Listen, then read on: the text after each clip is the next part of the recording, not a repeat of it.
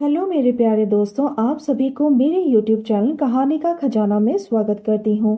I hope आप सभी लोग खुश होंगे, स्वस्थ होंगे। चलिए दोस्तों, आज आप सबको मैं एक नई कहानी सुनाती हूँ। एक रात मैंने मम्मी को राजीव अंकल के साथ देखा। मैं समझ गई कि उन दोनों में क्या चल रहा है।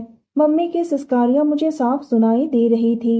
मेरे पापा एक पियून की नौकरी करते हैं, बहुत ही कम पैसा कमाते हैं और वो घर का खर्चा भी ठीक तरह से उठा नहीं पाते हैं।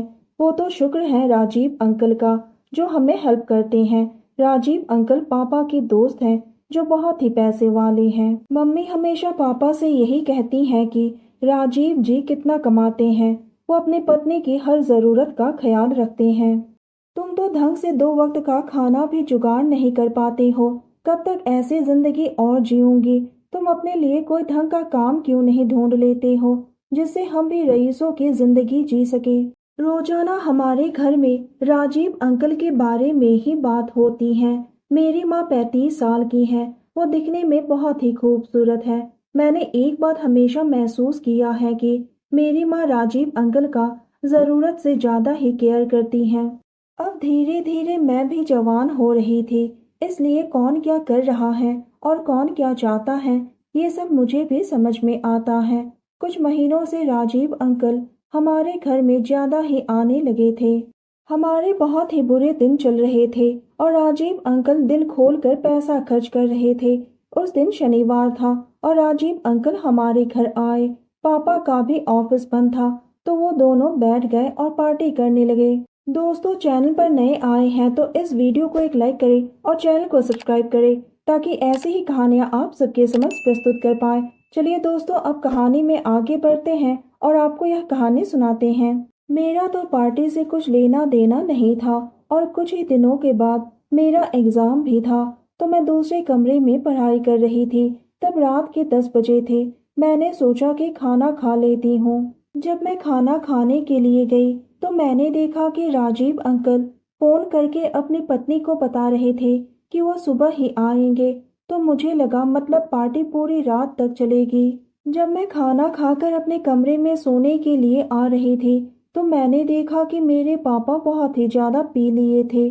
उन्हें होश भी नहीं था। तो मम्मी और अंकल उन्हें कमरे तक ले गए और उन्हें बिस्तर पर सुला दिया। उसके बाद मम्मी और अंकल हंसते हुए बातें करने लगे। अंकल कहने लगे, आज तो तुम्हारे पति ने कुछ ज्यादा ही पी लिया है, लगता है वह कल सुबह ही उठेगा। उन लोगों की बातें सुनकर मुझे थोड़ा अजीब लगा। मैं चुपके से सब कुछ देख रही थी। अंकल मम्मी को कह रहे थे, सरला तुम आज बहुत ही खूबसूरत लग रही हो। इतना कहते ही अंकल ने मम्मी को अपनी बाहों में समेट लिया और मम्मी भी उनके बालों को सहला रहे थे। थोड़ी देर बाद मम्मी और अंकल दूसरे कमरे में चले गए और दरवाजा अंदर से बंद कर दिया। जैसे ही वो दोनों कमरे के अंदर गए, वो दोनों जोर जोर से हंसने लगे। उनकी हंसी की आवाज बाहर तक सुनाई दे रही थी।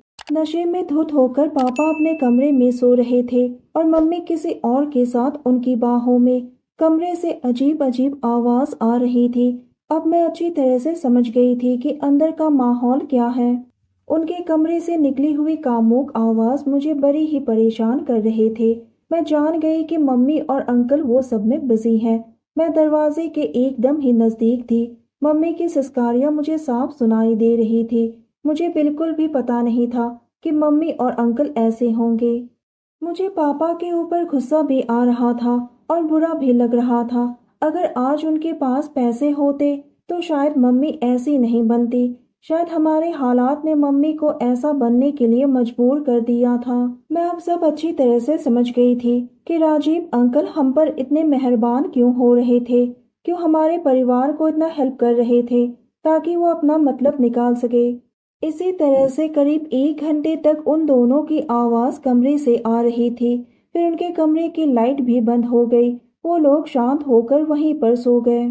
उसके बाद मैं भी अपने कमरे में चली गई और सो गई। सुबह जब मैं उठी तो मैंने देखा कि कमरा एकदम साफ सुथरा था, जहाँ पर पार्टी हुई थी। मम्मी पापा के कमरे में सो रही थी और अंकल दूसरे कमरे में। उस दिन के बाद से पता नहीं क्यों मुझे राजीव अंकल से नफरत सी होने लगी। मैंने किसी को कुछ भी नहीं बताया। आज भी सब कुछ पहले की तरह ही चल रहा है। अच्छा हुआ कि राजीव अंकल की सच्चाई मेरी आंखों के सामने आ गई और अब मैं राजीव अंकल से खुद को दूर रखती हूँ। तो दोस्तों, यह कहानी सुनने के बाद आप सबकी क्या राय है, हमें कमेंट करके ज़रूर बताइए और साथ इस वीडियो को एक लाइक करें, चैनल को एक सब्सक्राइब करें और नोटिफिकेशन बेल को भी ज़रूर दबाएं ताकि अगली अपडेट सबसे पहले आपको मिले। दोस्तों, आपके एक लाइक और सब्सक्राइब से बहुत ही मोटिवेशन मिलती है कि हम ऐसे ही कहानियाँ आप सबके समक्ष प्रस्तुत कर पाएं। आप सबने अपना कीमती समय निकालकर इस वीडियो को सुना, इसके लिए आप सभी को धन्यवाद करती हूँ। धन्यवाद दोस्तों।